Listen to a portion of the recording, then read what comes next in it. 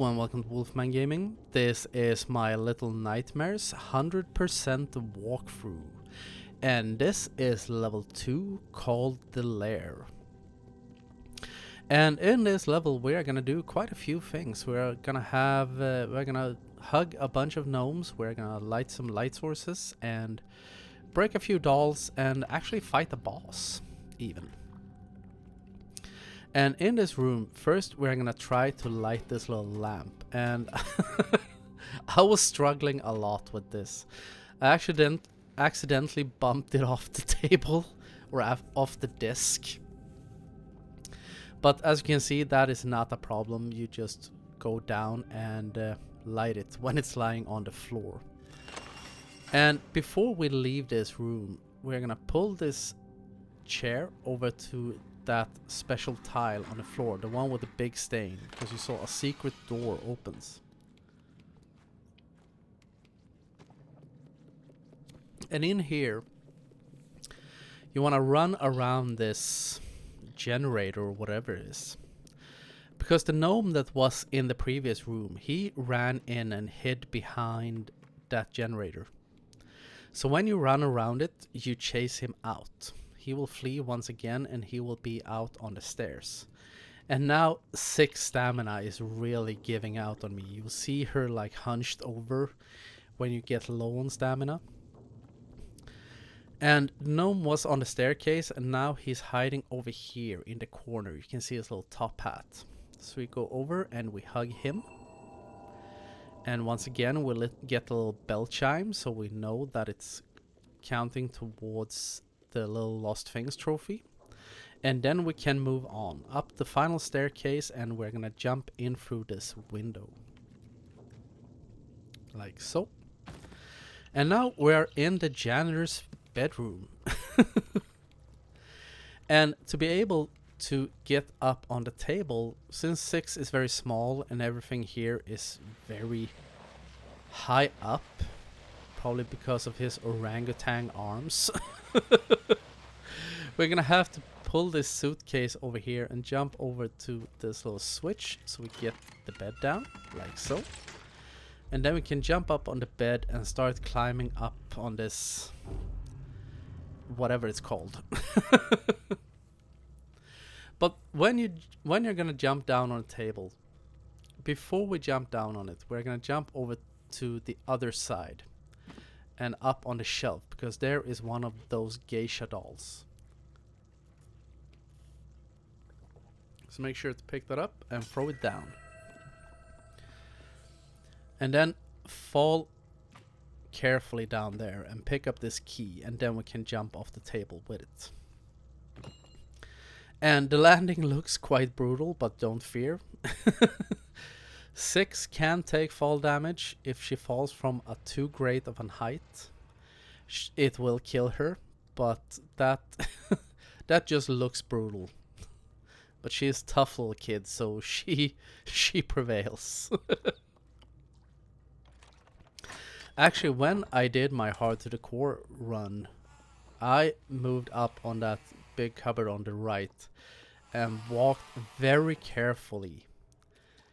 So I fell down on the table. If you land on the cardboard box that is on the left side of the table, you'll be absolutely fine. I landed straight on the table and it killed me. So the fall damage indicator is very strict in this game. And here's an elevator ride that I have trimmed out, because all you do is wait here for a few seconds while the elevator goes down. And now 6 gets hungry again, so I have sped this up a little bit. All we have to do is move through this corridor. On the other side of this pipe there is a lantern, so make sure to light that. Even if you are not going for the light up your life trophy, I would still recommend that you light that lantern, because we will be coming back through that corridor, and when we are, we will be chased. So that lantern is a great indicator on where the pipe is, because you're gonna have to slide under it. This game is quite dark.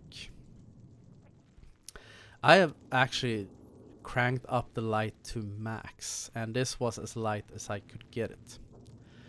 And you saw a little transition. That was because I trimmed out the cutscene, as I always do in my walkthroughs. Because when we went into that cage and started mashing down on that piece of meat that was in there, the janitor came and closed the cage and locked us in it. The bastard. But don't fear, we will settle the score with him in this chapter. And when you're hanging from this handle, make sure to swing back and forth to get some momentum before you jump, because the door slides down really fast. So you have to jump over to it and then slide to get under it before it closes. And here you can see a candle in the background, so we make sure to light that, and we can go on our merry way. And in this room, here is the janitor, and you see there is some carpeting on the carpets on the floor. So stay as far back as possible. One of these floorboards will creak, and that will grab his attention. Just continue moving over to the next piece of carpet and he will lose track of you. Up here you can either sneak. He will hear you a little bit because you're on the hardwood floor, but we move over to the carpet so he loses track of us once again. If you want to, when you're up on that box, you can actually jump over to the carpet on the floor. Then he will not notice you. And in this room, I like to stay on the right side of this. Now I'm standing on the left side, but I would recommend you stand on the right side of this crank. Because the old janitor hears us and he'll start chasing us in here. So if you're standing on the right side of the crank, you will get more of a head start when he opens the door. And also, one more thing to mention about that room. If you made too much noise going out of that room into the room with the crank, he may follow you in there. If he does, that is just if you have caused a hell of a lot of ruckus. Just stay crouched in there and he will investigate for a little while, try to keep out of his reach, and then he will lose interest and go out once again, so you can start turning the crank. But now we went up and hugged another little gnome, and now we are in the shoe room. When you jump down in the shoes, just move normally. If you hold down sprint, you will not move faster. You will not move faster if you jump. Just walk normally through the shoes and go quickly up on them. Make sure to get a good jump into the next section, because there's something hunting you through here. But as long as you just keep on the move, that creature, whatever it is, will never catch up. So don't be afraid. But now we are going back through the corridor with the pipe, and the janitor will show up. So as soon as he comes, start sprinting. Here is the lit lantern, so we know there's a pipe. Also, if you're sprinting and you start to jump, you will move. That is the absolute fastest way to move in this game, by sprinting and jumping. But it also costs stamina. And when you get into the elevator, just hide inside this box in the corner. I have kept this elevator ride in. I've just sped it up so you can see, because the janitor will start groping these boxes, but he will not find you in here. And when we reach the next level, some gnomes run out and distract him, so we can just walk out of here.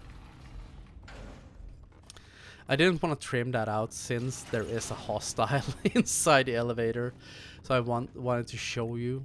I usually trim out all elevator rides if I can, because that is just transport. Either up or down. But since he's in there, I want to show you that you are completely safe inside that little box. And in here, there is one of those geisha dolls here at the very back corner. So we just pick that up and throw it so it breaks. And that, as I think I've said before, will count towards the Rascal trophy. Now, when we get up here, we need to distract him once again. So you want to go over here, pick up this little monkey, throw it quite far back into the room, wait here until he goes away to investigate, and start crouch walking into this room.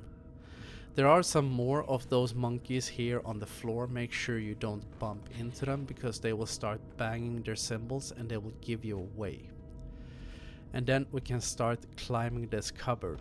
A box will fall down. That is entirely scripted. That will make him come in here. But just be fast. Push this box out of the way and we can head into the vent. And you're safe once again. And I think I said it before, we are actually gonna sell the score with him towards the end of this chapter.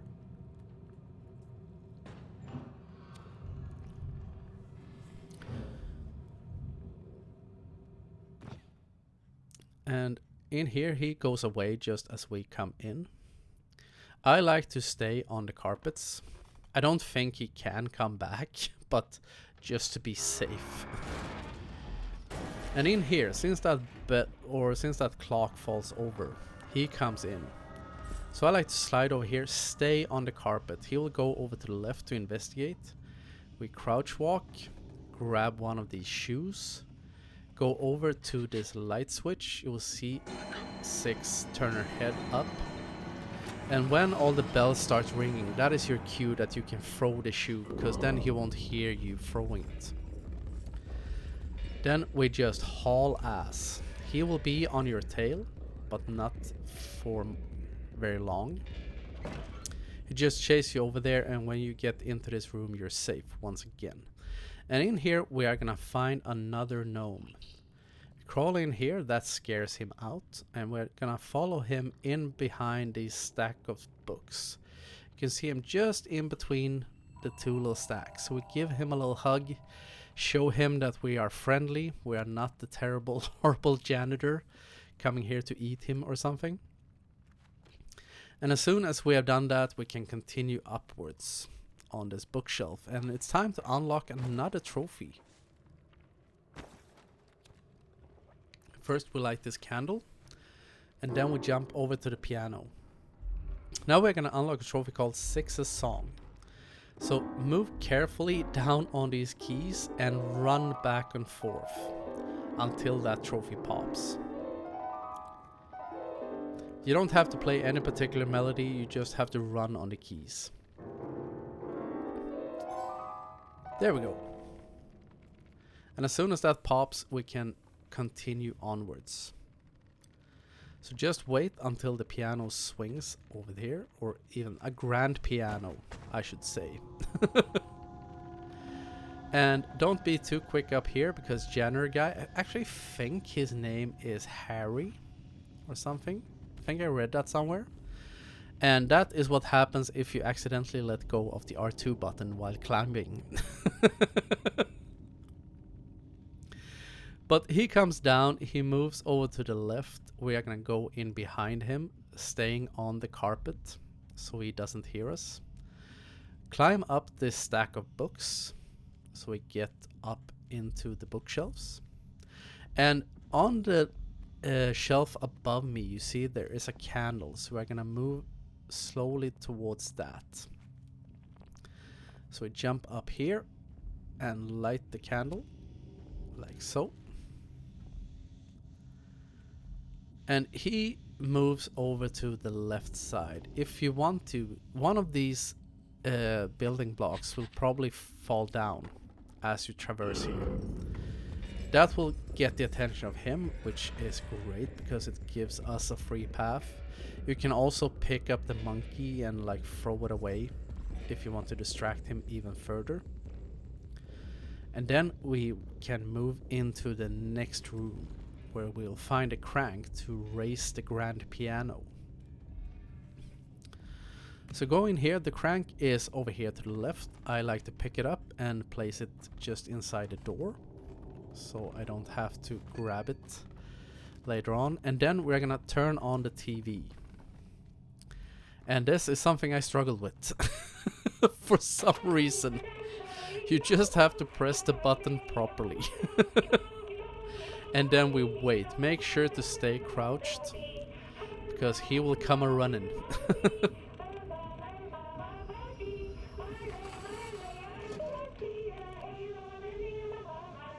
And as soon as he comes in, we sneak out. When you're on the carpet, you can run normally. He will not hear you. When we get over here, we're gonna put down the crank for a second and light another candle, like so. And then we can get out of here. There is actually, you can go through the bookshelf. I don't know why I didn't do that. And when we get out here, we just insert it and raise the grand piano. You will hear him growling. I think he actually comes out because he hears all the noise out here. But just be sort of quick. When the piano swings towards you, just jump over to it, and then jump over to the other side when it swings back, and you're safe once again. I have never been caught there. I don't know even if you can get caught, actually. Probably. Let's say that if you lollygag around for too long, he will catch you. So then we have covered our bases. And this little minecart, we move over here, so we cover that steam pipe. Something to know here, we are in a place called the Maw. And the Maw is an underwater boat station, something like that. And you can see the screen kind of rocks back and forth a little bit. That is probably the Maw moving with the ocean.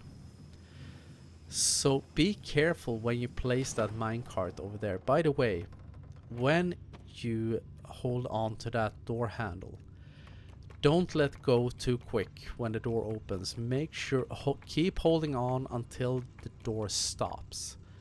Because if you open it and immediately let go, you will run the risk of falling down into the abyss and dying.